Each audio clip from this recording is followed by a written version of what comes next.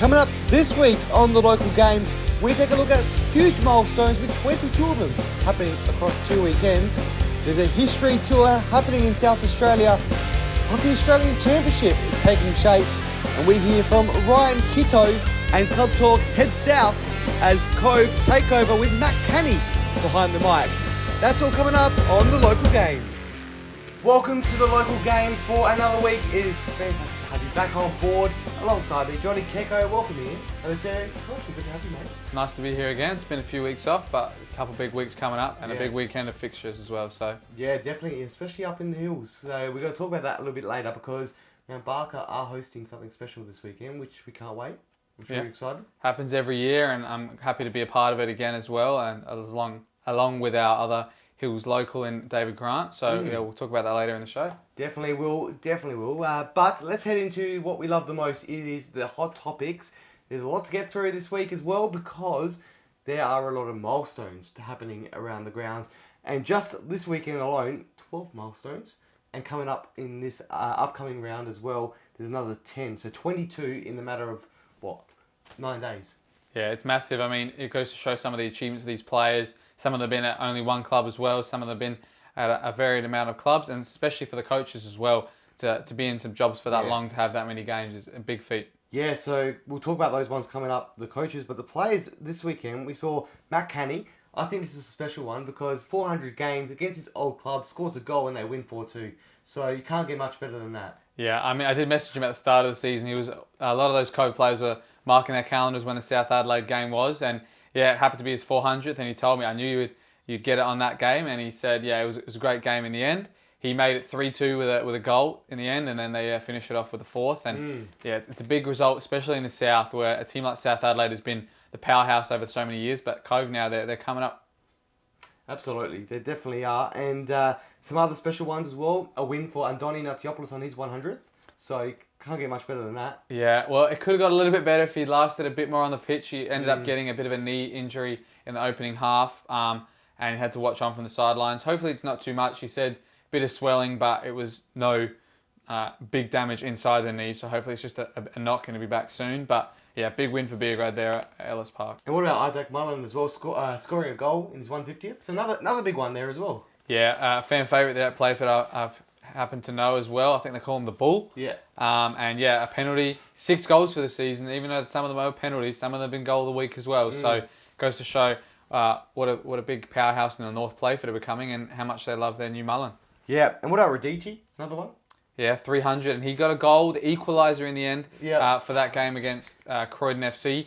Didn't eventuate in any points in the end with Croydon going on to get the winner, but he loves the goals and he loves his celebrations as well. Yeah, I love good celebration. And let's talk about the WNPL. We've got a lot to get through with these milestones, so we won't be able to touch on all of them.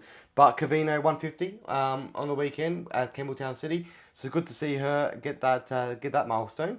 And also coming up this weekend, hasn't happened yet, but Bianca Gray is on track to get her 250th. Yeah, we'll talk about Bianca Gray first, the captain of Adelaide City. She's been a part of their Women's Football Week preparations as well, posting a video recently. I think Adelaide City had her mentioned in there as well. And then, yeah, Sienna Cavino as well. Been part of a few big clubs in the WNPL in the past and some finals as well. And yeah, now she's come to the new club in Campbelltown and look to keep them up. Yes, definitely. And Gary Mooney, 400 on the weekend. Mate, if anyone that's been around football for as many years as you can imagine, you definitely would have come across Gary Mooney. I remember him back in the early days when I started commentating at the Hawks Nest. He was there. I loved having him there because he would just have a great chat with him before getting the team sheet. So yeah, I've always seen him have great chats with players, officials, coaches after the game. He goes, "I'm human just like you guys. Let's have a beer and we'll talk about it." But I couldn't do anything in the situation. But I never would have expected a coach that I've seen, a referee that I've seen, who was refereeing the NPL years and years. He actually refereed one of my games last year, and I was like, oh, what a privilege. And he was still just as funny as I expected. Yeah, he's great. He's great value and great milestone for him to notch up as well. But also this weekend, big ones coming up, coaching milestones. Morris Natali and also Madge Ibrahim. So Madge is getting his 200 at Vipers, and also Marlborough Jets head coach Morris Natali 350. Yeah, well, I'd like to mention Majid Ibrahim. He's a young coach as well. He's been with that Vipers team for quite a number of years as well, and he's really progressed them up the leagues, kept them in the State League One when people would have expected maybe they'd go down or maybe they wouldn't contest. And this year again, they're fighting on all fronts and really proving some people wrong. Talking about keeping track of stuff, the history of our game is incredible. And if you haven't seen online, I just caught a great little thing happening across 4 Tuesdays over the month of May. You can go to some history tours down at Jeps Cross. So I think it's a great initiative. The volunteers down there, the museum volunteers are running this. So it's great to see. They talk about the immigrant communities that started off the football here in South Australia, and also the history of it as well. So there's a lot of stuff there to really look into. I can't wait to maybe check it out if I can. Yeah, I mean, it's fantastic as well to see a lot of people contributing to the history. I mean, every week, every month, new things being uncovered about clubs. We've seen in the State League amount of times this year, there's new trophies between clubs that have happened. The City of Mitcham Cup, the Hellenic Cup, a few of those have been found, and they've revitalised those rivalries. And hopefully the more this happens, the more those clubs and a lot of newer clubs as well maybe can keep on some of those traditions. This tour, if you want to check it out, go have a look and just see the history and relive some of those moments if you were a part of it back in those older days as well. But or for like us, just get a bit of history knowledge. Something new that's happening. So that might be another trophy that can add to that history museum as well with the Australian Championship. So it's finally been announced what the structure looks like and what the fate is for the South Australian team. So one South Australian team, a 16-team competition. So we are put into a group of 4. So we're going to be alongside in Group D, this Western Australian NPL, South Australian NPL Premier as well. So whoever finishes top of our ladder alongside Apia Laika and Sydney United. Yeah, it's a good fixture as well. 2 historic clubs as well there in Sydney United, Croatian community, Apia Laika, Italian community as well. Great facilities as well. And I'm glad to see if they come here or we have to go there. And even the WA representative. There's some fantastic stadiums in WA that not many people have seen. And I'd love to see if they go to somewhere like Floreat Athena maybe again. So. Oh yeah, it would be cool to see who we do get, but it would be cool to see who South Australian team is as well, because it could be anyone. But at the moment, obviously Metro Stars and LA City are at the top, so it could be one of those two back in that or into that competition. So for Adelaide City, they'll want to relive those old days, the NSL days, coming up against these sides. Whereas Metro Stars would love to be a part of it because they were talked about. Well, these two teams were talked about being a foundation club in this tournament. So if one of those two were to get into the first inaugural one of it, it would be a very special moment for the club, I'm sure. Yeah, I mean, it goes to show this is where you prove your worth. If you were a team that had a bid, you would just go to show, double up your case and being, well, we are the top now, you can't choose anyone else. So that's what I think those 2 teams especially, and maybe some other teams we talked about. I think Playford and Bacala, well, they're in the State League, they had the option and they asked to go into it as well. So if they can have a good end to the season, you never know, they could be there too. Absolutely, and the way the structure works is that you play each other in the group stage one time, home and away, and then at the end, the top 2 teams go into the final stages. So there's 4 groups overall, which will mean it'll be down to final 8. So I think it'll be quarterfinals, semi-finals, and then the grand final, which will be played in a neutral venue. The semi-final and grand final in a neutral venue. So all finished up, starting October, ending early December. So within 2 months, all done and dusted. So it'll be a very good tournament to keep an eye on, I reckon. Yeah, get your football fix just at the end when everybody's finished their finals campaigns, get it ready for summer. And so hopefully maybe these couple of night games when it gets a bit warmer, but otherwise, a good bit of football to watch while you're on your holidays. Yeah, how good would that be though? Like, Australia Cup gets the big crowds out there, and this will definitely get big crowds as well, I'm sure. And I can't wait to check it all out because it's exciting, something different. I know it's not the second division we wanted, but I think it's still a good step forward to try and expose the rest of the country to what the state leagues are all about. Yeah, well, even if it is, like the NPL final series that was preceding it, that was a big competition that not many teams knew much about. So now to see a proper name on it and everyone knows, this is the game for all the best teams, best players in the country, then maybe that just gets a bit of a boost, and then it gives a better case forward to having another whole division. Yeah, and one thing I'm very interested to see, the 8 foundation clubs which are based in Victoria and New South Wales, if this goes well after this year, they're going to be able to pull some big players from interstate, because if everyone goes, this is actually a really good competition, we want to be a part of it, those 8 teams are guaranteed a spot. So you're going to want to go to those teams. We may lose players because of that, but we also could gain players here in South Australia to try and fight for that extra spot as well, maybe. Who knows? Yeah, well, especially just the team in Adelaide as well who does get through.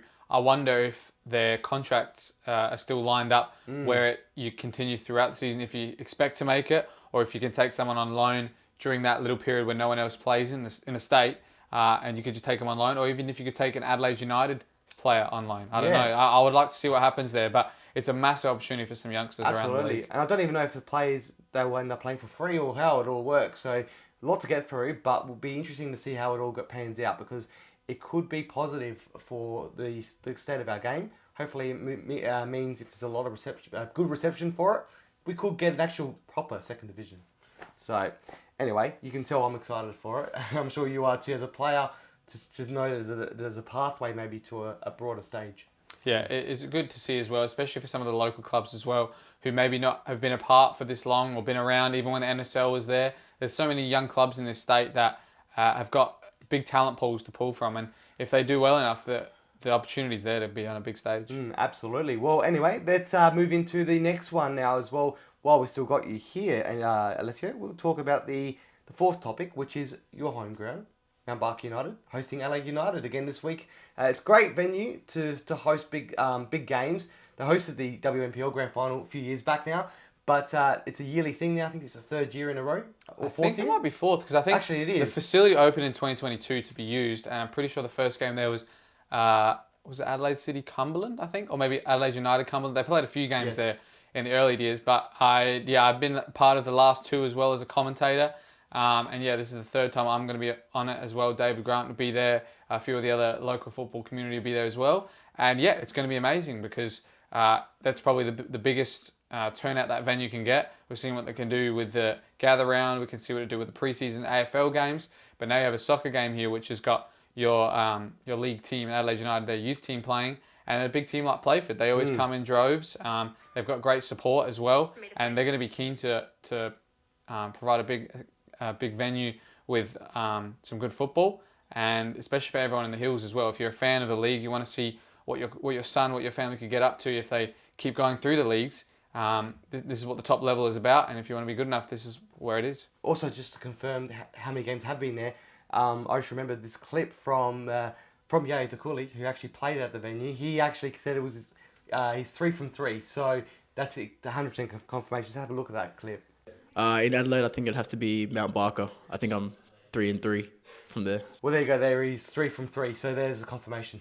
Yeah, I mean, I remember talking about it last year, looking at who had scored there. You had Musa Toure score there. Jovanovic got a hat trick there last year, and he's the top scorer of that fixture. So at that venue for those games. So I'm hoping he's in the squad again, because those backflips, eligible, isn't he? Yeah, I think so. Well, those backflips, all the fans in the hills are real excited to see it again. And maybe Playford could provide a shock on the cards to a top team like Adelaide United youth team too. Yeah, it will be a good game no matter what, because we saw how Playford played on the weekend against West Orange Picala. So look forward to seeing how it all goes up there. Anyway, let's head to Club Talk. Talking about milestones, Matt Canny, 400. Now, another milestone. It's his first time on Club Talk. So let's see how the vibe is down at Cove after winning against South Adelaide. 400th milestone, and also scoring a goal. Welcome to Club Talk. My name is Matt, and today I'll be your host. Let's go find some of the boys. Okay, well, first aid room first. This is a very popular area where you'll find many of our players regularly. Let's see who's in there. Oh, look who we've got. Start with the male model here, Michael Goods. Just relaxing, mate. Obviously, we've played together for a long time throughout the years. What would be your best memory that we've shared together? Gee, there's a couple. Probably when I was first coming through, back in the Panthers days, playing next to you for that first year when I came through, and probably the success we had last season. Yeah. Can't argue with that. Who else we got in here? Harry, obviously, come to Cove last year. How have you enjoyed it so far? Yeah, it's been good. Yeah. Enjoyed all the boys. Winning the league was good. And yeah, want to do good things as well this year. Might have to put subtitles on for Mikey. He's from New Zealand. Mikey, you've obviously come to the club last year, and obviously won the championship with us last year as well. How have you found the club? Yeah, it's been good. Good environment, good group of players, and the club seems to be building in a good direction. So yeah, it's been good. Didn't catch a word what he said, but I'm assuming it was good. Thanks, Mikey. Harry, can you tell us maybe a funny fact about yourself that someone wouldn't know? I travelled quite far to get here, so I live down at Goolwa, which isn't close. So away days, I'm making a big trip. So almost every training's an away day for you. Pretty much. Perfect timing. We have Harsh here, who's our physio. Probably you'd see a lot of people come out on the bed regularly. What player spends the most time in the physio room? We've probably seen the three culprits there, but who's the player that spends the most time in the physio room? Ken, Yeah, we'll see him soon, yeah. and then Goodsy, and the third one, who could it be? Mikey? They're two of the three already in there. Here we are with Sam Carmichael. Obviously played many games, really experienced player. Just got a real simple one for you. Who's balder, you or Ollie? Definitely me. Okay, we'll have to get a zoom in on Ollie's hair as well. Lockie. Yes, what's up? Do you want to tell? You've obviously been on a pretty exciting experience recently. Do you want to give us a bit of a rundown of what you've been doing recently? So in the holidays, I went through to England and Spain. I did a UK trials in England, and I went to train with the under-19s international in Spain. It was absolutely an amazing experience to come back here. Mate, I loved it. It gave me so much, and I can't wait to do it again. Okay, here we have Ryan. No words really needed to say what you've done, obviously, for the game so far and what you bring to the side. But I'll ask you something a little bit different, mate, because I won't ask the boring stuff I've asked the other boys. Who's the most annoying in our team, you reckon? Ollie Grant. Yeah, that's a pretty safe question. What's something interesting about you that not many people would know? Ooh, you might know it though. I've scored an NPL goal. It's one more than Ollie Grant. G'day, mate. You've been in a couple of people's answers already. Ryan had some really nice things to say about you as well. Who's the most annoying in our team, you reckon? Ollie Grant. Ollie Grant. Do you have any response to that? Anything you want to say about Ryan? Who's Ryan? Veach? Who's that? He said that you're a really good player, and he said some really nice things about you. Is there anything you want to reply to that? I don't know who he is. Connor, would it be fair to say you'd be probably one of the angriest people to ever grace any sporting code? Possibly. I'd just like to dive in a little bit more. What makes you so angry? I mean, like I've seen it before. One missed pass and you're chewing grass. Why do you get so angry? Just want to do the best I can, I don't know. But we've seen you lose over picking up a water bottle with no water in it. It's got to the point where we have to bring in security at most trainings. I think we've had a little bit of enough. So I'd just like to, I guess, for the people out there, is are you working on your anger issues? Yep. That's all we needed to know. Ollie, welcome back again. Obviously, we played against each other for a lot of years as well. Scored a few goals on you. You haven't. Do you want to maybe... can you answer a question about me? Name every club I've played for, starting from in order. Order, I don't know about order, but I'll name most of the clubs you played for. South, and this isn't going to be in any order. White City, Strikers, Blue Eagles, Cove. Is there one more? Mm-hmm. Oh, jeez.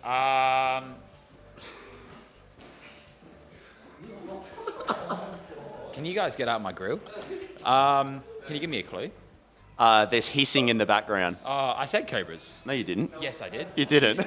You did it. I definitely did. You did it. You said Strikers. You didn't say Cobras. How would I forget that? That's where I scored like hat-trick a game on you. I've been asked to ask a couple of questions about if you know about me. Obviously, we've played together for a long time. When did we first play together and what year? Oh man, you're testing my knowledge here, but I'd say 2008, 2007. I reckon probably under 19s or reserves at South Adelaide probably was the first time. So, I reckon it was. I reckon it was 2013. I reckon it was under 19s. Was it? Yeah. No. Definitely. What not. about first team? What was the first? First team probably 2011. I'd say. I think it was. Been together for a long time. Long time. Okay, as we thought and as we heard earlier, Ken, who has a season ticket in the physio room. Yeah. First, just a quick one. Do they ever stream Canny's Corner in Japan? Corner. Did you ever watch Canny's Corner? Welcome. Good to be here. I'm about to cry, I think. Yeah. So it's streaming in Japan regularly. It's nice to hear that. Gaffer Steve Kitchen.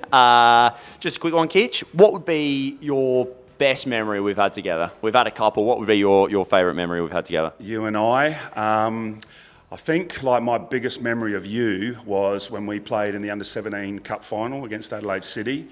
And you were a 14-year-old kid then. That's when I first met you. And yeah, basically just the passion you showed me that you wanted to come on and play. That really stuck with me for our whole careers together. Other than that, mate, obviously going from the bottom of the State League 2 to the NPL in 3 years, that was some pretty good memories there. So yeah, I think those two things. We've had plenty. Who is your favourite player in our team? And Cove? Canny. Oh, thanks, Ken.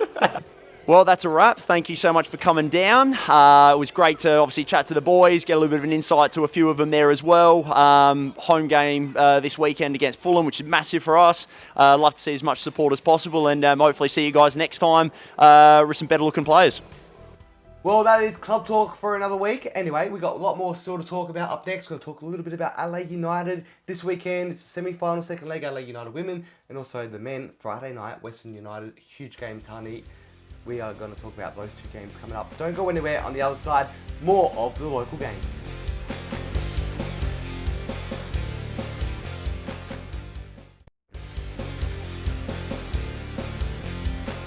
Welcome back to the local game. It is a huge week in football, and this weekend, Adelaide United taking on Western United Friday night. Big game. Yeah, I mean, they called it the Stephen Bradbury of finals performances.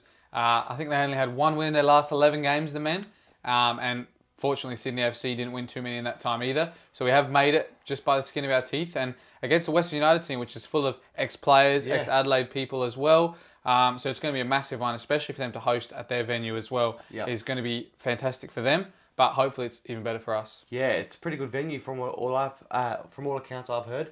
So if you can head down there, maybe a bit late notice now, but try and head down there to support the guys. But also the women on Saturday, another game. So it's in an ideal world, you could head up there on a Friday afternoon, knock off work at 12 o'clock, catch a flight straight to Tani, and then go to Adelaide United women on the Saturday, Arvo, and then head home at 7, 8 o'clock at night. So that's an ideal couple days, whatever it is. One night stay in Victoria, but a big game there as well against Melbourne Victory, second leg.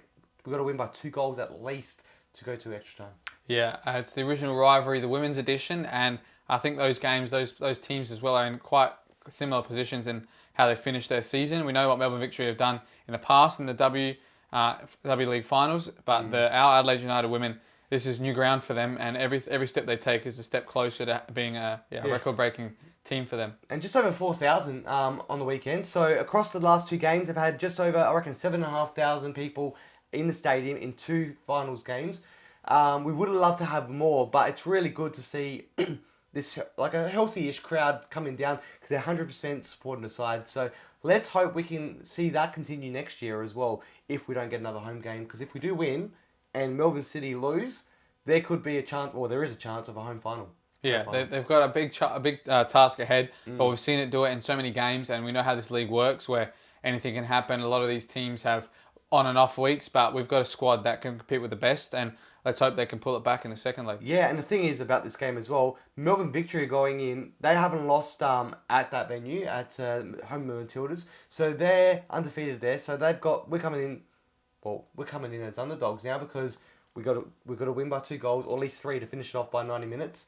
And they're undefeated there. So, and we lost to them in Victoria last year as well. So, this season as well. So, not going in not as favourites. So it might be a little bit easier, but obviously the nerves this week in training for Adelaide United is going to be hard. Yeah, they've got nothing to lose. So we'll hope them the best, and yeah, we'll see if they can create some more Adelaide drama in that derby as well. And let's talk about the men again as well, because let's talk a little bit about the performances leading into this, because we actually thought they were going to make the finals.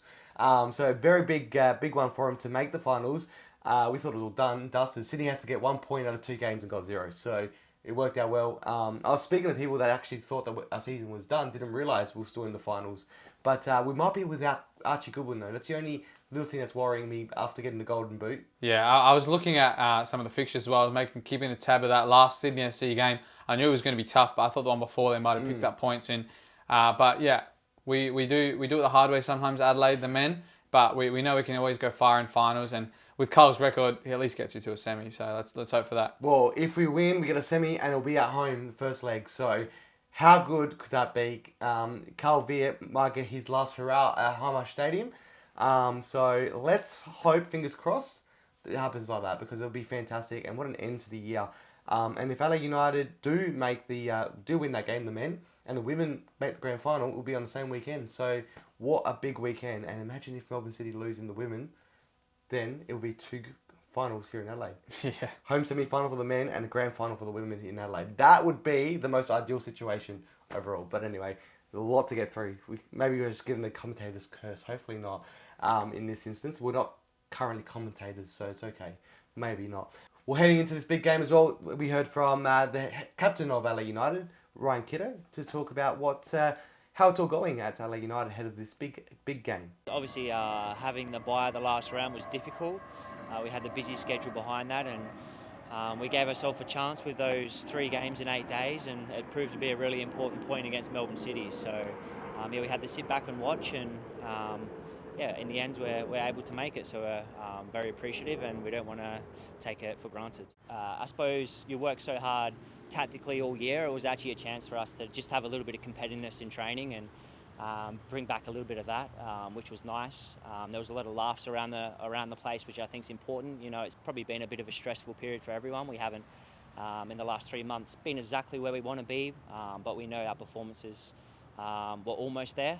So it's just a chance for us to get back to enjoying football and now put the foot down again and get ready for Friday. We caught up as a group and watched the game because, you know, our season was relying on it, and Melbourne City did us a favour. I think I was pretty stressed going there, to be honest, because so much was on the game. But yeah, 2-0 within 10-15 minutes and 3-0 before half time.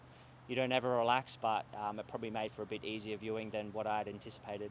Well, big game this weekend. Anyway, can't wait to keep our eyes on it. Friday night, Adelaide United versus Western United men, and also Saturday, Adelaide United victory, women 1:45, I think it is. So great time in the Arvo. So make sure you watch it, get behind both teams, and fingers crossed we're still in finals come next week. Yeah, and they've got a massive weekend. I just remembered as well, if they could watch the men on 7 o'clock on the Friday, watch the women at 1:30 on the Saturday, watch the youth team at 3 o'clock after that. So how good's that? If you're an Adelaide United supporter, you've got a packed weekend ahead of you. Absolutely. Yes, that's a huge weekend of football. So, well, anyway, let's head to a break, because on the other side, we've got more football to talk about. It's the results from the weekend, a whole lot of results as well. So don't go anywhere. It's a local game.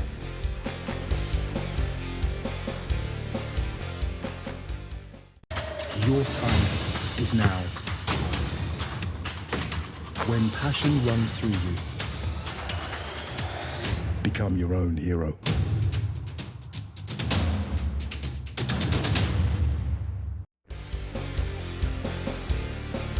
Welcome back to the local game. It is great to have you back on board. We're getting into the final part of it now.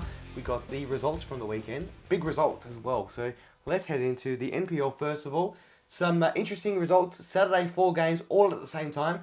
Campbelltown City 1-0 down to 10 men with Magetto getting sent off, but the goalkeeper. But it ended up coming back to win 2-1. Incredible game from them. Yeah, a strong side from Adelaide United youth team as well. You had Amlani Tatu playing, Ryan White, Crawford, and the like. And yeah, Campbelltown, the team who had made so many errors in the previous games and defensively were not too sound. They ended up going 1-0 down as well from a defensive error. The red card was a defensive error. But after that, they just seemed to rally their troops, and with a small bench as well, none of the players that they usually had. Javin Alec was back in the team as well, and they just got it over the line. The last couple of minutes, they pounced on one defensive mistake, got a penalty at the end, and they just held it off and could get a massive win for them. They haven't won too many this season, and especially against a team who themselves, Adelaide United, they were trying to get to the top of the league with a result there. Well, and Campbelltown pegged them. I was at the LA City game, and watching the live ladder at that time was incredible, because at one point LA United were on top by themselves and LA City were by themselves, and then Metro Stars came back because Metro Stars obviously went down. Let's take a look at that ladder now as well, because Metro Stars currently sit on top place with LA City. both on the same points, but goal difference is obviously better to Melbourne Metro Stars. Adelaide City would have had that better goal difference if they didn't concede that goal, but they almost had it was almost a chance from Para Hills penalty hit the upright. So yeah, it's just important for some of these teams to get a little bit of a run on, get some points. I mean, we talked about Bacala there, who had the lead against Playford a couple of times, and they didn't end up getting it through. And they've only had a couple of draws this year. I'm pretty sure they haven't got a win yet this season in the league. So they just got to try and pick up some points, some of those teams in the lower half of the table. And we'll go on to talk about the other leagues, but there's some teams that are struggling in there as well. Yeah, absolutely. Let's take a look at the State League 1 as well, because their results huge. 5-0 win, Adelaide Blue Eagles over the Pontian, and 3 of those goals came from the 42-year-old Ricardo de Silva. So he's still got it at that age. Yeah, what a player he is, and he just seems to be playing at such ease. He could play to his 50 maybe, because the way that he's playing, the highlights that I've seen as well, he just dictates a game, uses the outside of his right instead of his left. He doesn't have to sprint too much, but no one wants to press him because he's too good with it at his feet. And he even gave one of the penalties to Dante Cacciavallani, so he could have had 4 or more if he wanted to. Yeah, absolutely. And that ladder at the moment, even though that win for Adelaide Blue Eagles still puts them 9 points behind Sturt Lions on top. So they're sitting comfortably at the top there, undefeated at the moment. But the bottom of the ladder, very tight as well. The South Adelaide, Pontian and Vipers, not too far away from them either. So, but still another tight league as well. From second all the way down to ninth, it's only 5-point difference. So let's take a look at State League 2 North and South now as well. Those results: Port 2-1 over Vista, which means now Inter have gone top in that league. Yeah, a bit of a surprise, that one. I remember Vista, as with their women, were massive favourites for this league in the North, especially after the last couple of seasons they've had, being in the finals, being in the grand final last year, just missing out. And they had such a good start to this year. And if you ever look at those games, they seem to score 5 or more in a lot of their games. But they lost 2-1 against Port Adelaide, away at Port Adelaide, and they lost, of course, last week at home against Salisbury Inter. And Salisbury Inter taking the chance to pip them to that top spot now. Yeah, and Eastern United, they're sitting comfortably top as well, 2 points clear of Uni, and a win 6-1 over Strikers. Huge. 5 goals coming from Dennis as well, so he's doing very well there. Yeah, Eastern United, they're doing so well, especially after coming off a loss last week, their first of the season against Adelaide Uni, a heavy one as well at that. And they've come back to a team like Strikers, just been relegated last year from the State League one as well, and they smashed 6 past them. And Dennis Bakaj, or Basai I think it is, 5 goals. Wow. In one game. We're talking about class as well. Let's head into WNPL because there's a class act in there as well. Probably player of the match is what you said in this fixture. 1-0 Salisbury Inter over Comets at Comets home venue. Lexi Knox, your player of the match, and she's played against some big teams overseas as well. Yeah, it was actually her first game. I was doing some of the lineups for the previous game and who plays in what position. And when I saw her come into the starting lineup, I was looking at where's she going to play. I didn't see her in the previous game, and apparently she's come from overseas. An American player, played in the Women's Champions League as well against the likes of Chelsea, Real Madrid. And yeah, the coach there, Carl Maynard, had put her right in the top of the defence, maybe as a fifth centre back, as a fifth in the back line, or just above in the 6, and nobody could get past her. And she had some strikes on goal with her head as well, and she just looked, different class again. And let's have a look at the ladder as well. As it stands, West Adelaide, with a 5-3 win over Flinders, has put them in a great position. 21 points, 8 points clear now of second. Metro United, who have just got a great win as well over Adelaide City on the weekend. They're flying at the moment too. 2 wins over the last couple of weeks. And this is with a new coach as well, who left last week. Their previous coach, Paul Morris. So they've had the new manager bounce, even though they're already doing well. So yeah, it's good to see from Metro United, a team who's been in and amongst the middle of the pack for such a long time. To see them finally progress up the league is great to see. Yes, good to see that. And it's a shame about hearing about Paul Morris as well. But we'll see how they go for the rest of the season. Being second after this weekend is great for the girls. And they were awesome on Club Talk last week as well. That vibe just flowed onto the game as well, I think. Anyway, let's have a look at the WSL. A huge game on the weekend. Modern Vista, first loss of the year, comes from Sturt, who are chasing them now. They're only 2 points behind them. Yeah, it's been the debate every time they were in the same league the last couple of seasons. They're always so close to each other. Sturt pipped them to the title a couple of years ago. And when Sturt went down, Moby Vista just about missed promotion to miss Sturt in this league. But the way that Vista had started this season, you would expect that they were just going to fly through the whole thing. And Sturt, of course, are the team to peg them back at the moment. I think I was actually probably on our podcast, one of the ones that predicted that Sturt would actually win. I have good faith there in Frank Tiboldi that he's had a great tenure there at Sturt Lions Women, and he's just got the togetherness of that group that a lot have stayed together. Absolutely. Well, it's good to see them do well. They're only 2 points now behind, so it's going to be it's good to see a little bit of fight there between the two sides. So hopefully it could all come down at the end to the very last game of them two meeting each other. So that would be interesting. Anyway, let's actually, Female Football Week was this weekend, so great to see Female Football Week going strong. I head out to a game this weekend, Adelaide United Women, so it's good to see some women's football. You headed out to LA Comets as well, women? Yeah, my first ever WNPL game I commentated on, and it was, Comets doubleheader. The men and the women were playing, and Comets women were playing Salisbury Inter, who are a much maligned team at the moment, being in so many grand finals, being up near the ladder in the last few seasons. This year they haven't had the greatest of starts, and Comets, on the other hand, have. But of course, it was Salisbury Inter getting that 1-0 win. It's great to see clubs doing what they're doing for women's football this week. It's a great week every year to do Female Football Week, celebrating women's football. And if you can, head out to a game like David Grant headed out to this game on the weekend. It was a community match, FC Summit. So good to see him heading out to a game as well. So wherever you can, head out and support women's football. There are some great footballers out there, especially like when you see players like Lexi Knox in our local leagues. Incredible. Yeah, I mean, especially as well, the work that some of these clubs are doing with their game changer stars and stuff like that. They're just getting really involved with the women's and the girls, young girls programs as well. So the more we like to see of this, the more these women's football weeks are going to occur, and the better they're going to become. Because the more infrastructure you put at such a young age, the better we're going to see these girls progress. Absolutely. And anyway, let's head to a great segment we all love. It's Press for Time with Antonis Pagonis.